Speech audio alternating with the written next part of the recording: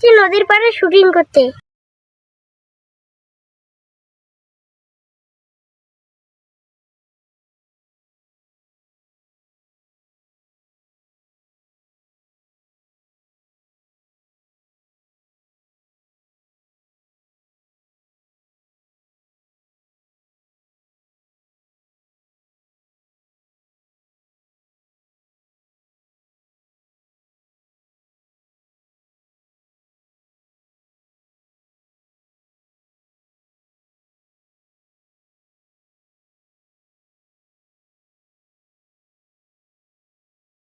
বন্ধুরা, আমরা এসব ভারতের সীমান্তে ভিডিও করতে।